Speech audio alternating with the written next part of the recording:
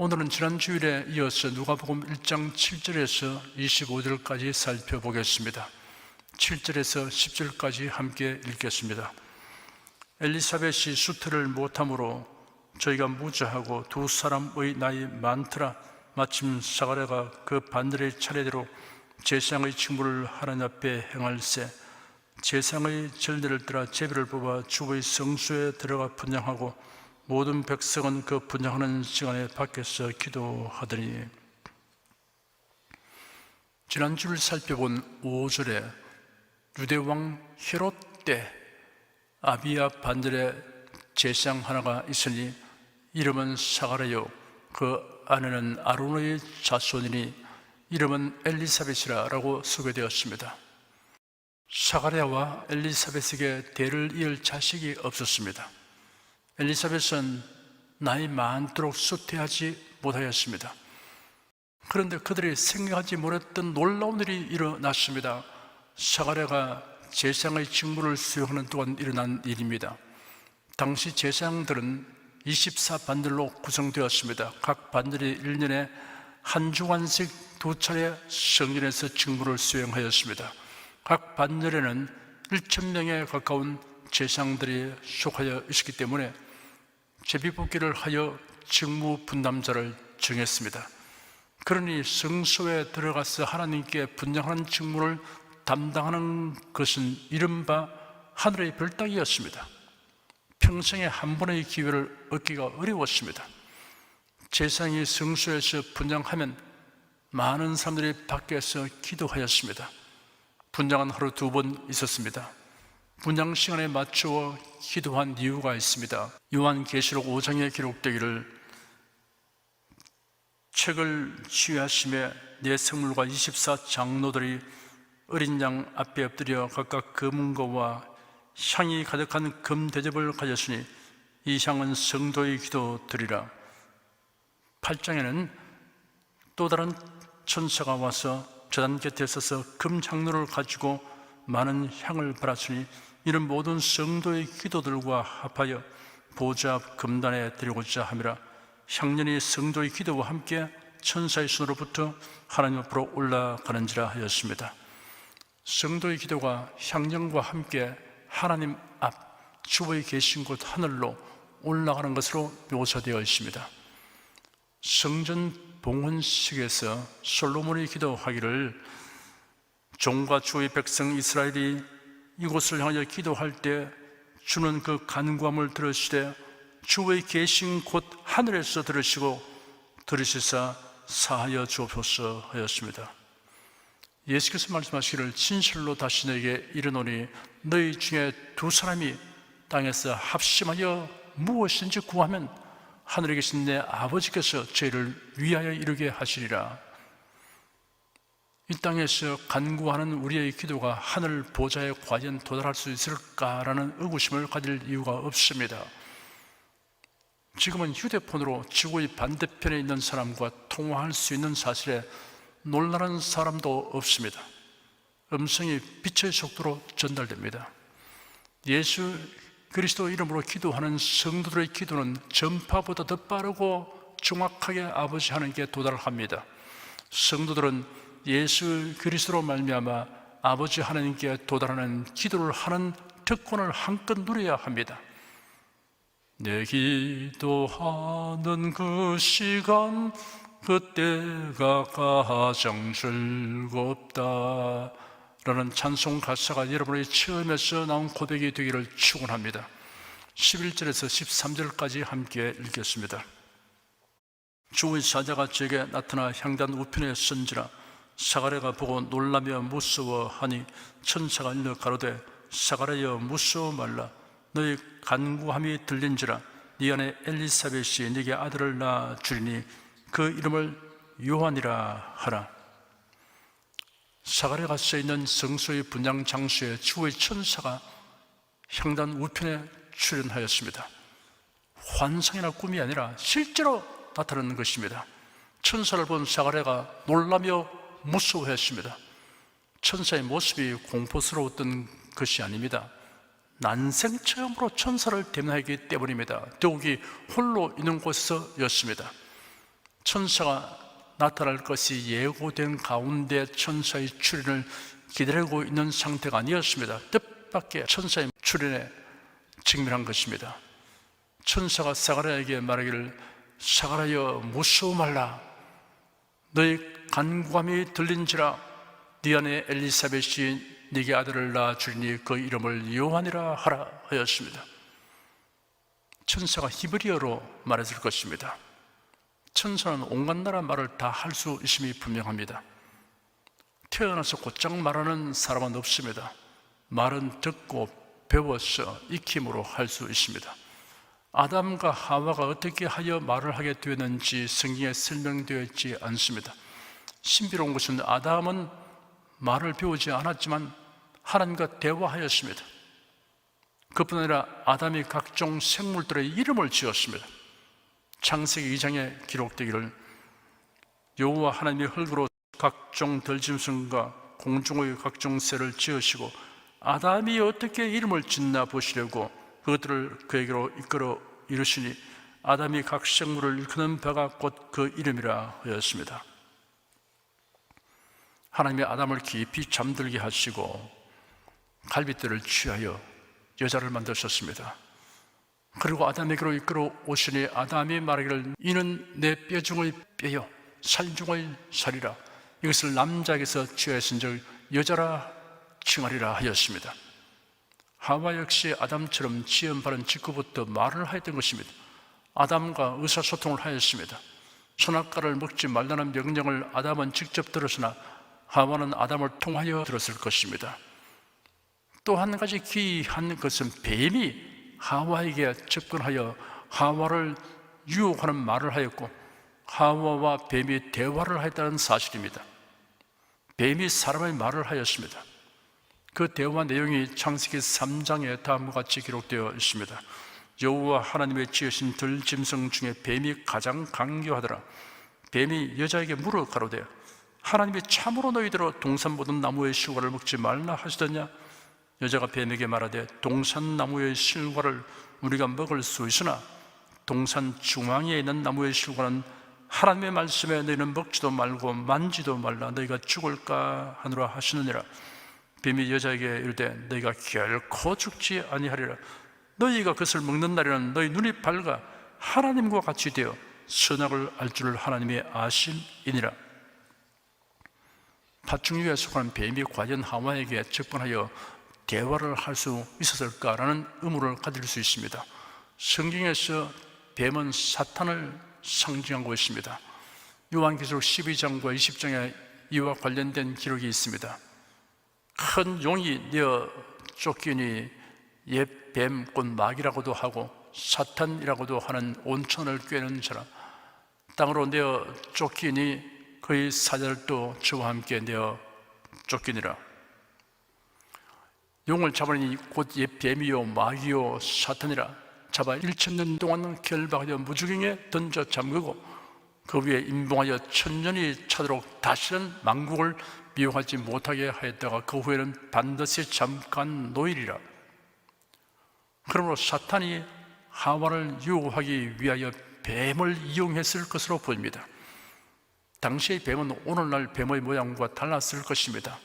이를 유추할 수 있는 성경 구절이 있습니다. 하와를 유혹하여 타락하게 한 뱀에게 여호와 하나님이 이르시기를 네가 이렇게 하시니 네가 모든 육축과 들의 모든 짐승보다 더욱 저주를 받아 배로 다니고 종신대로 흙을 먹을지니라 하였습니다. 저주받기 전의 뱀은 지금처럼 보기에 흉하지 아니했을 것입니다.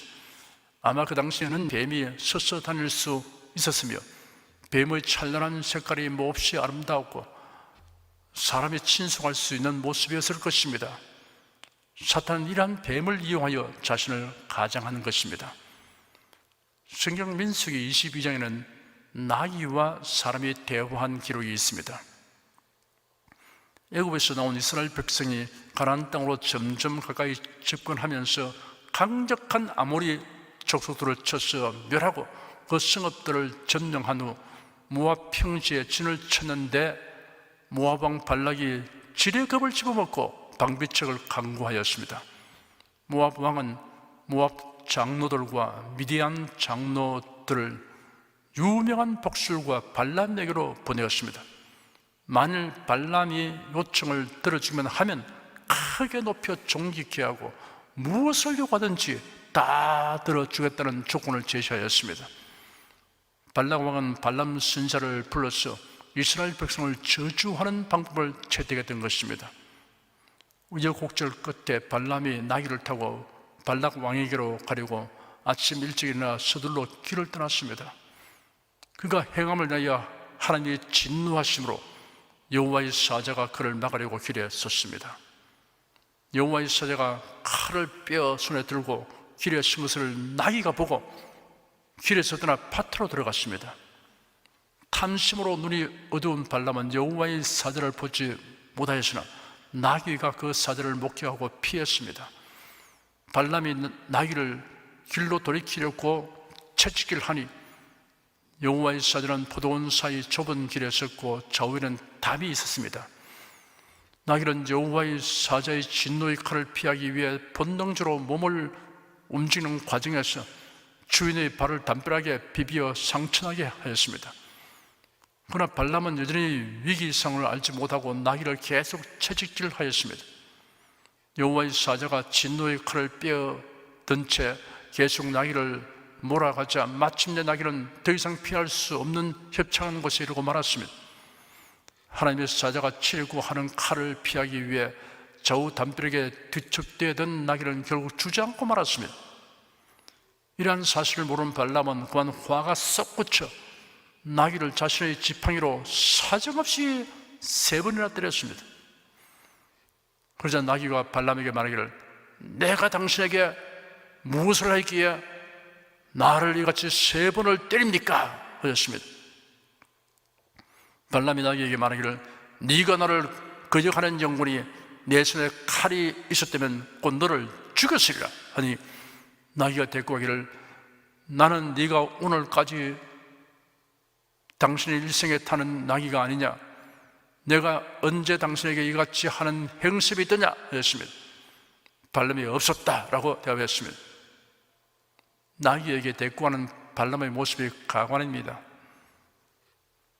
성경이 성령의 감동하심을 받아 하나님께 받아서 말한 것임을 믿지 않는 자들은 나귀가 인간에게 말하였다는 것은 사실이 아닌 우화적이며 신화적 표현이라고 매도합니다.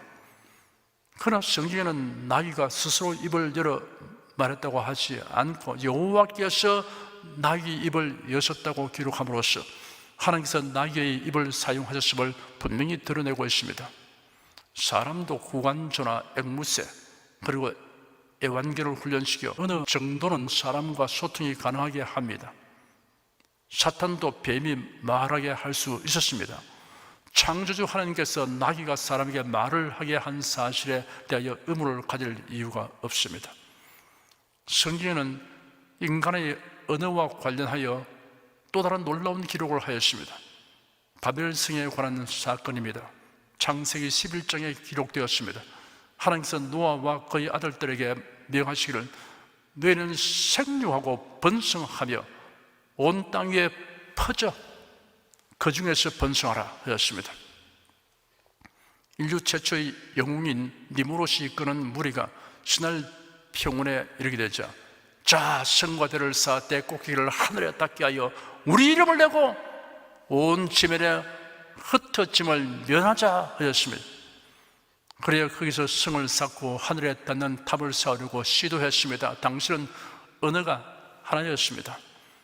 주 1세기의 유대인 역사가 요세푸스는 니무롯은 바빌론으로부터 시작하여 아수르에 이르는 신할 평지 전체를 정복하였을 뿐 아니라 그곳에 사는 사람을 선동하여 바벨성을 쌓게 한 장본인이라고 하였습니다.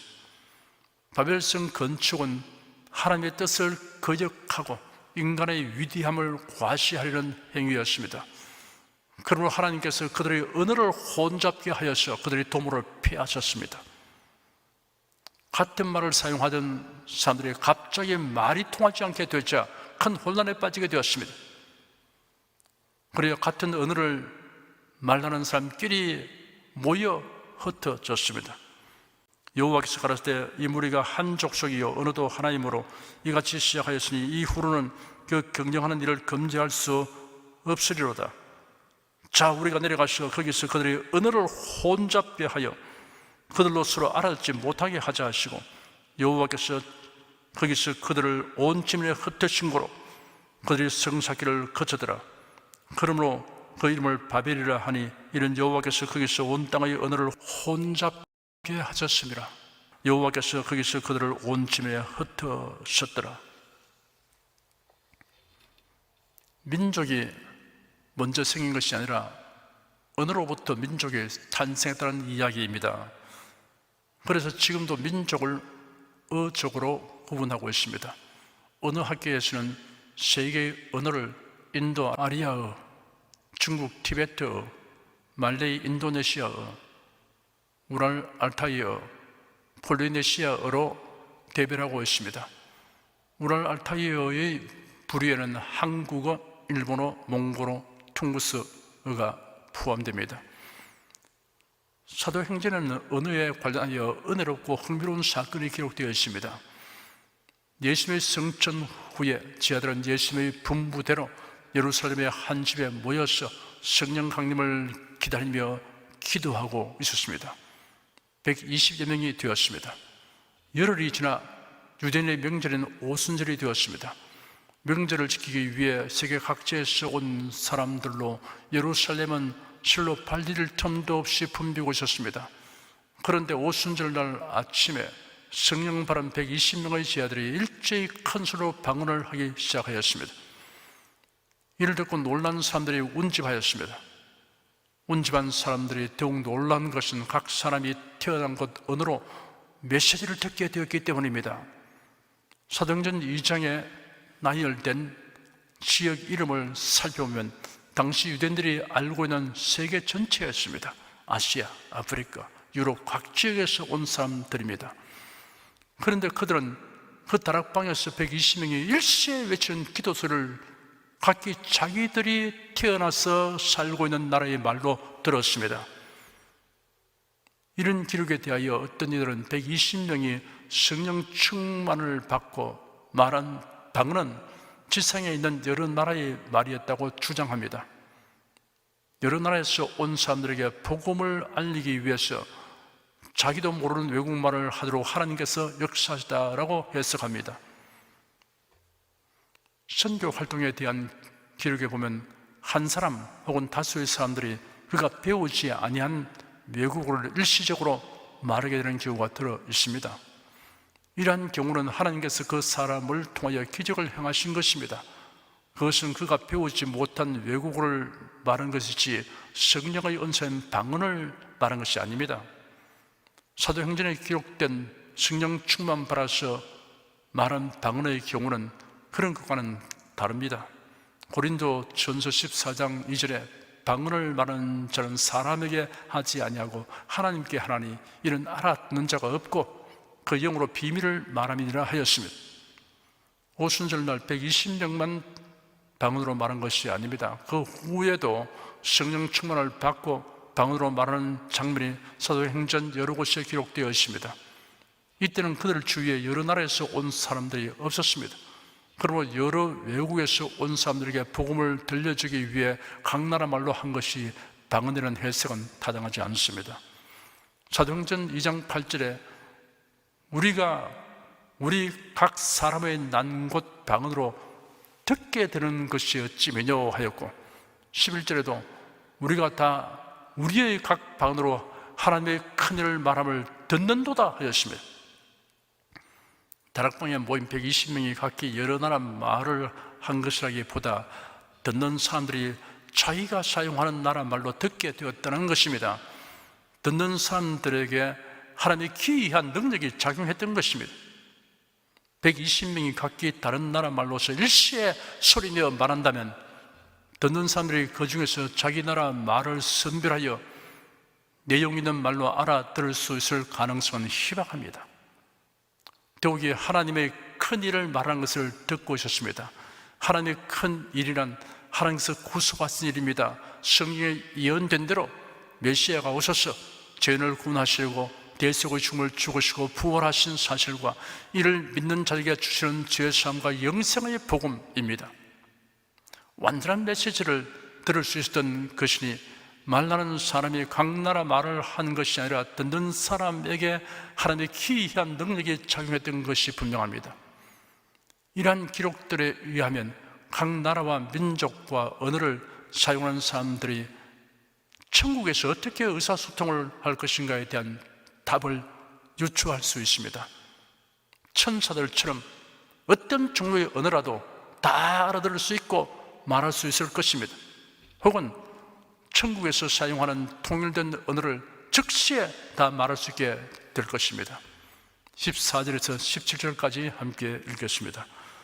너도 기뻐하고 즐거워할 것이요 많은 사람도 거의 남을 기뻐하리니 이는 저가 주 앞에 큰 자가 되며 포도주나 소주를 마시지 아니하며 모태로부터 성령의 충만함을 입어 이스라엘 자손을 주 곧 저희 하나님께로 많이 돌아오게 하겠습니다.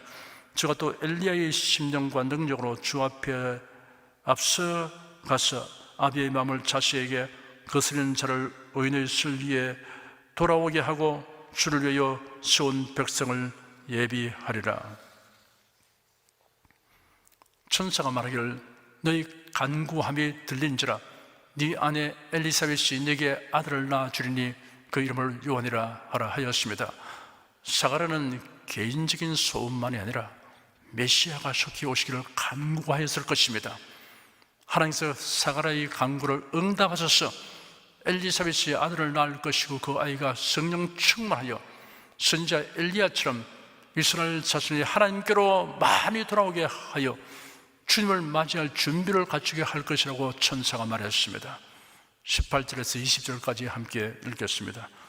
사가랴가 천사에게 이르되 내가 이것을 어떻게 알리요? 내가 늙고 아내도 나이 많으니이다. 천사가 대답하여 가로되 나는 하나님 앞에 서는 가브리엘이라. 이 좋은 소식을 전하여 네게 말하라고 보내심을 입었노라.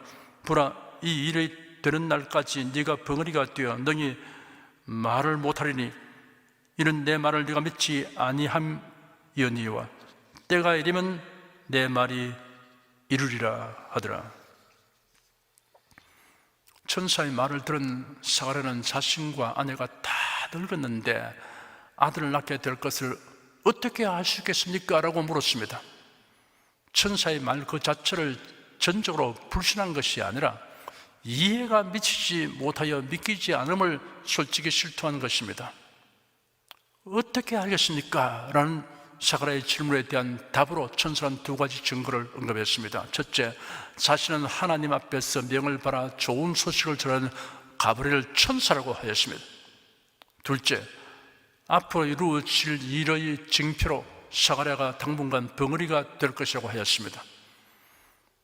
하나님의 말씀은 우리가 이유 불문하고 그대로 받고 믿는 것이 최선의 태도입니다. 21절에서 23절까지 함께 읽겠습니다. 백성들이 사가랴를 기다리며 그의 성소 안에서 지체함을 기이 여기더니 그가 나와서 저에게 말을 못하니 백성들이 그 성소 안에서 이상을 본 줄 알아더라. 그가 형용으로 뜻을 표시하며 그냥 벙어리대로 있더니 그 직무의 날이 다 되매 집으로 돌아가니라. 과거에 제사장 나답과 아비후가 제단의 불이 아닌 다른 불을 가지고 성소에 들어갔다가 하나님의 징벌을 받아 타 죽은 사건이 있었습니다. 그러나 성소에 들어간 제사장은 너무 지체하지 않도록 하는 것이 관례였습니다.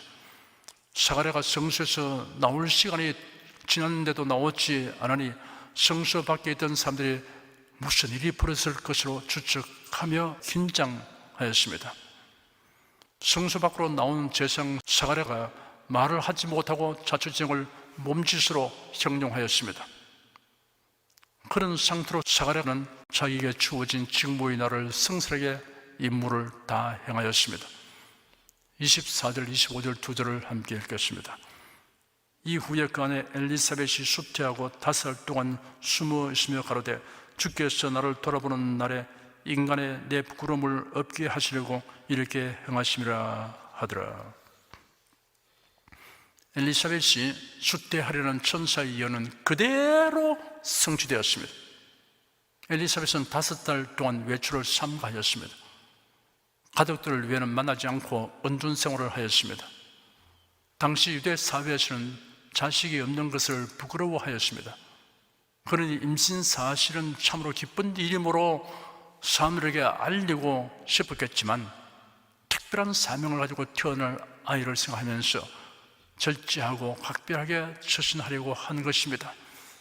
엘리사벳은 하나님의 은혜를 생각하면서 주께서 나를 보살펴 주어서 사람들 중에서 나의 부끄러움을 없게 하여 주셨다라고 하나님을 찬양하였습니다. 사람에게 정녕 수치스러운 일은 자식이 없거나 학위가 없거나 재산이 없는 것이 아닙니다. 하나님을 알지 못하는 무지와 우상을 섬기는 우매함입니다. 예수 그리스도의 하나님을 알고 믿으며 사랑하게 된 사람은 실로 하나님의 크신 은혜를 입었습니다. 성도는 바른 은혜를 헤아려 말하며 은혜 주신 하나님을 찬송하는 것이 마땅합니다. 선하고 아름다운 일입니다. 기도하겠습니다.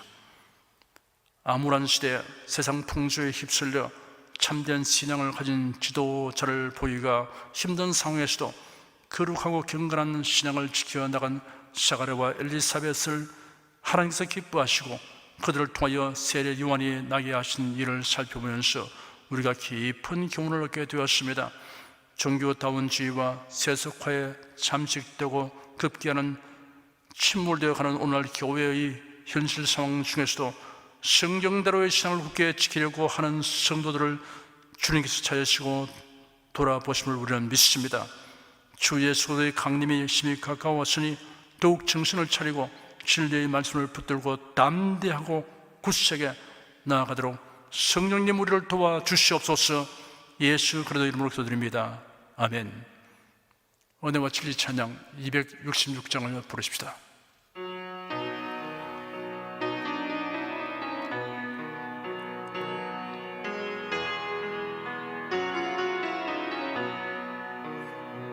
주님 앞에 무릎 꿇고 거룩한 마음으로